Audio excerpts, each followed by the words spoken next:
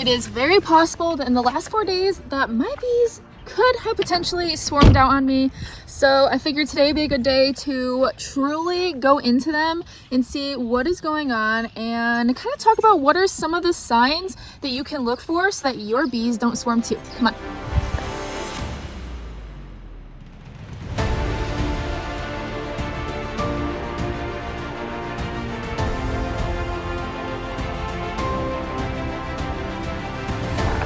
So this pallet just came back from California 3 weeks ago. So normally this would not be a problem this early in the year, considering that it is the first week of April. It's April 5th, I believe. But because they come back just literally bubbling over with bees, it is something that we have to think about right away. So the weather has been kind of like on and off for the last like couple weeks. It's been cold mixed with like some days that are 50s and 60s. But I did put on the third box onto these hives just last Friday. So it would have been about a week now. They were literally just caked on top of each other. So at the time, that was my best bet. I didn't really want to make any splits, just considering walkaway splits. I'm not really a huge fan of those, but we'll talk about that a different day. So 3 days after putting that box on, we came back and broke down this pallet right here. We ended up breaking this down into 17 different ways. I guess actually 18, because there is a small hive inside this hive that we were going to see if we could get to have it just requeen itself. But we are getting some queens from our friend on the west side of Michigan. His name is Ron. You guys have met him before. We are going to pick up some queens from him. So we decided to start getting those ready a little bit earlier than we were anticipating. We were supposed to get the queens a couple days ago, but ended up getting delayed because of weather. So we'll try again this week and see how it goes. But okay, so now you know the history, let's actually look at what's going on. So I need to see if there are any swarm cells starting to be formed in this colony, because this colony has already reached stage 1, and stage 1 of a hive that will eventually swarm is a hive that has a massive bee population. So let's take a look at what's even going on in this top box to begin with. And I think my smoker went out. Dang it. Or maybe not.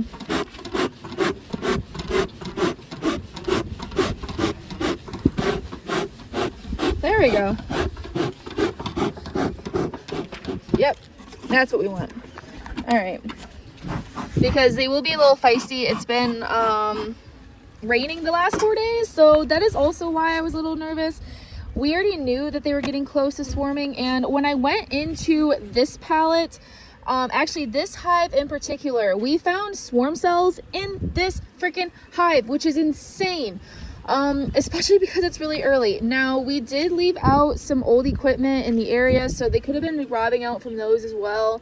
And they could have been getting like an artificial honey flow, and on top of that I was feeding them sugar syrup, and that usually gets them ramped up too. But nevertheless, I want to make sure that these are not also about to swarm.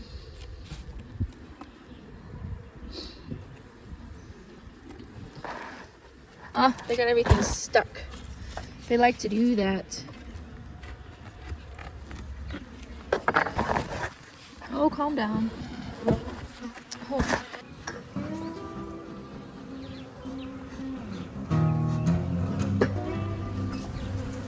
Oh wow, so again, it's only been a week since we put this third box on, and they're already up here booming.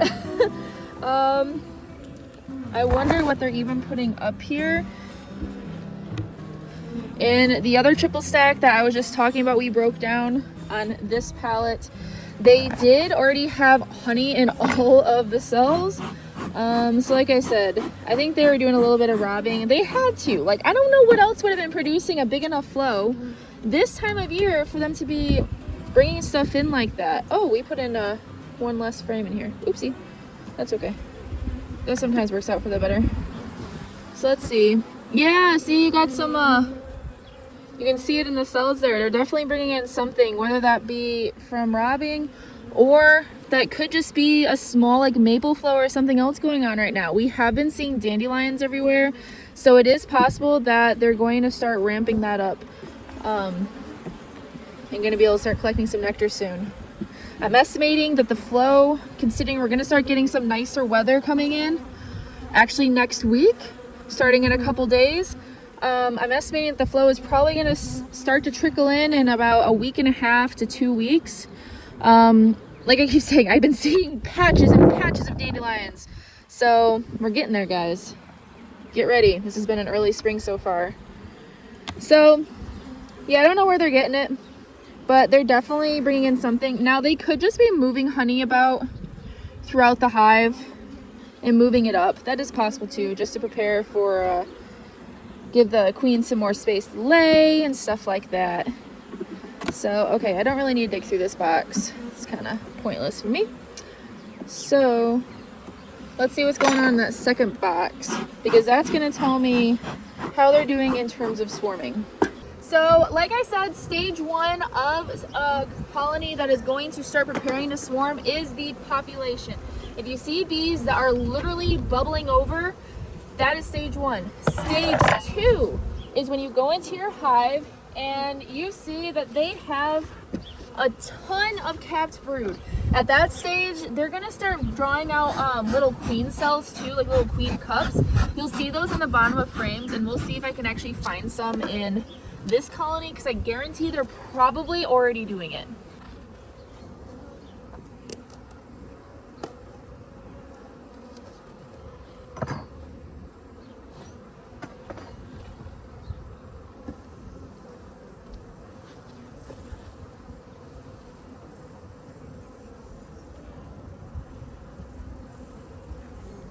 Yep, I see a couple cups.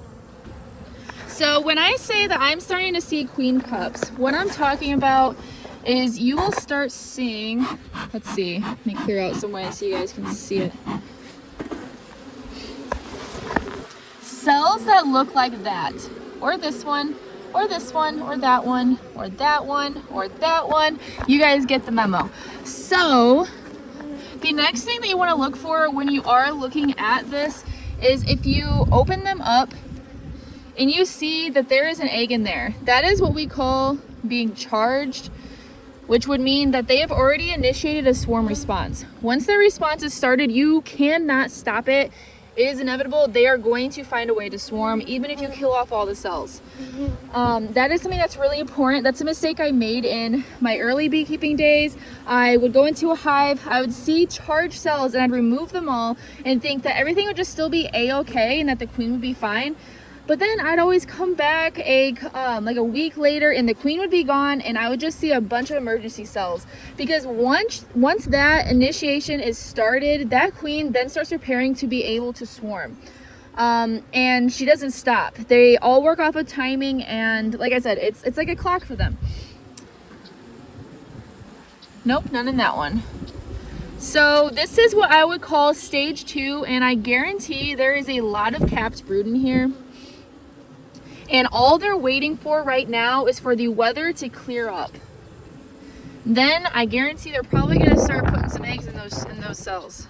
So just out of curiosity, I'm going to look at what's going on in this bottom box. I'm not going to really dive deep just because of how cold it's been lately. I don't want to disturb them or make them angry. But generally when I look for queen cells, I usually, at least when it comes to the type of beekeeping or the kind of hives that I have, I've always noticed that they only put queen cells in the second box if they're looking this big. They don't generally put them in the bottom box, but it is good to always check both just in case. So we will also do that.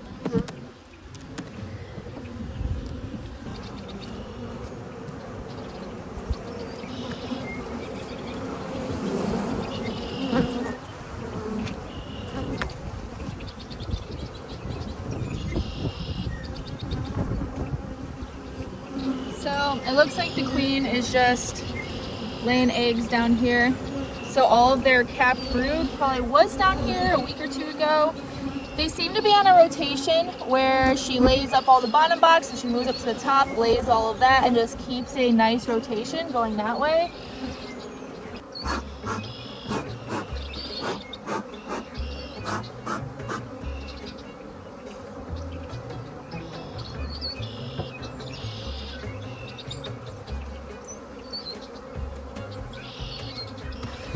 So as you can see, there's no queen cups down here. Not that we see, just regular old comb. Geez, they already went through all of their sugar water and their pollen patties. That is what happens when you have a hive that is booming like that. So stage 3 would be when you do see that those eggs have been laid in each one of those queen cups. And stage 4, this is the one that is the most critical, and that is when the queen cell has been fully capped. It has been fully developed and it is now capped. This is when the queen, the current queen that was in there, then knows, okay, hey, now's the time to leave. Now's the time that we swarm. So the moment those cells are capped, you are literally just out of luck. Your queen is gone. That is why we use something called an artificial swarm to be able to move her before this even happens. And that is something that is a staple in my apiary and my management. So, okay, that hive looked good, but what about these other 3? Now that is the question. One thing I really like about this location is I have noticed that they seem to be tucked into the woods, or kind of like into like a tree line right here, and it really helps block the wind. So they actually stay a little bit warmer than what it actually feels like outside, because when I first walked to my car, I was like, oh my gosh, I don't know if I can do this. This is too cold. The bees are going to be stressed. It's going to be too cold for the bees. But I got here and I'm like, oh wow, it's actually warm. Oh, look at that. That is insane. So that is definitely something you want to look for in where you want to place your bees, because it will make a difference. It really will. The bees in this yard are doing so much better than the bees in the other yard, just simply because they have so much sun in the afternoon, so they're able to be active. So that's really good to see that they're already in the 3rd box. I really like to see that. But like we saw before, the 3rd box isn't what's going to tell us anything. It's going to be that 2nd box. So let's pull this up in.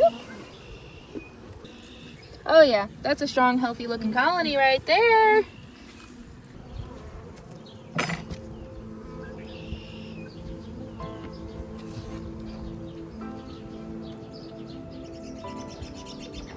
Uh-oh.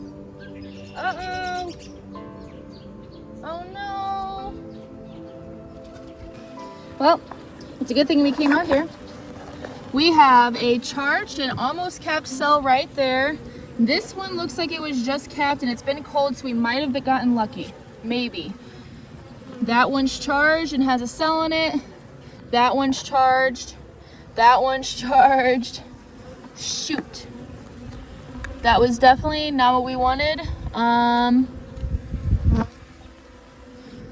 But looks like I'm gonna have to find the queen and I'm gonna have to move her. Otherwise, she is going to be gone. So I guess that's kind of a good thing, because now you guys can actually see what I mean when I say an artificial swarm. And so what I have to do now is I have to find the queen in this big old mess of bees, which is not going to be easy. I can definitely tell you that.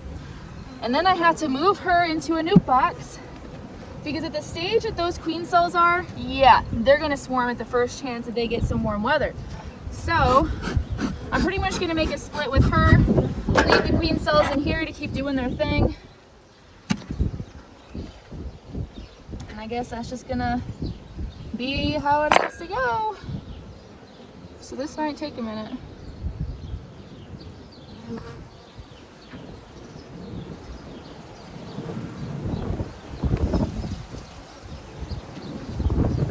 Oh yeah, that is a lot of capped brood right there.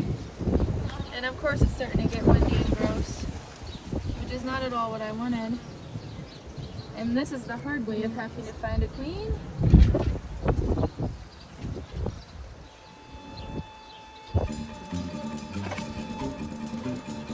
That is, if she has enough left.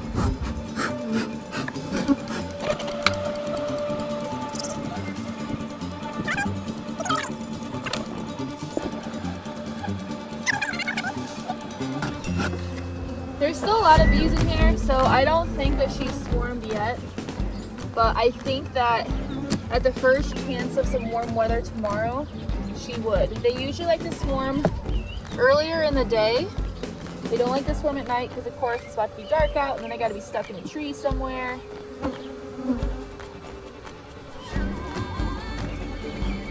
most of those. That one's empty. This looks like a frame I just added, and they are bringing in some sort of nectar. I don't know if you can see it glistening, but they got something in each one of these cells, so they've been busy.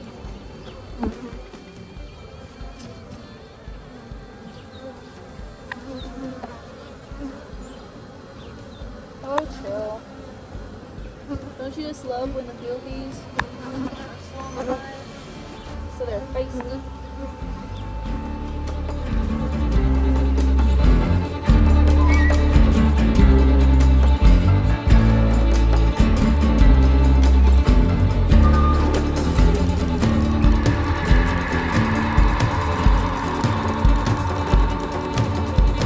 Unless she decided to swarm and go to a random hive over here, which that is very possible.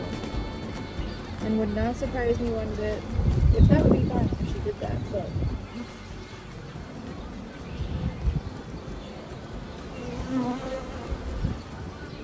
I guess that is just way too cold for them to be doing it yet. And there's so many bees in here that it's hard to really even see.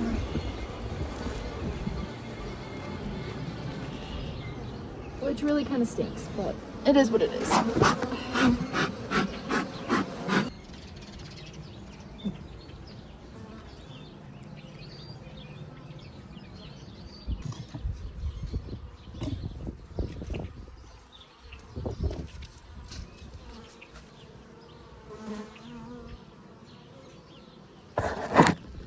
Well, she does not want to be found right now, apparently. So I need to put a queen excluder down, which I don't want to. I don't have one on hand right now, which kind of stinks. So I'm gonna have to go get one. But my go-to for this, when I can't find one, is to put a queen excluder down right below that bottom box. That way she can't leave, and then come back and look again tomorrow, and hopefully she wants to be found. But if not, then I have to assume that maybe she already left. Which, like I said, that really shocks me because the weather has been so crappy. It's been cold and raining constantly. I don't know when she would have found time to swarm. But...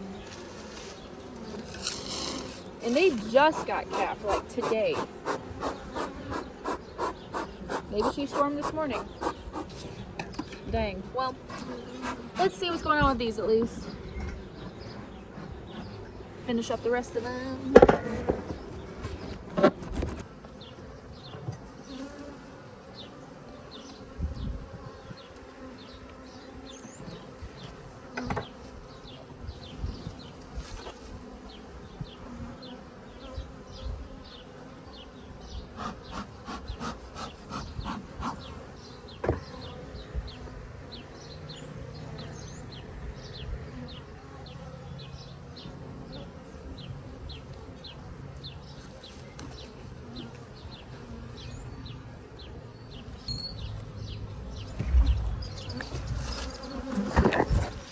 That one's looking pretty good. That was the strongest one of these four too. So that was the one I was thinking was going to swarm, but apparently it still chose not to.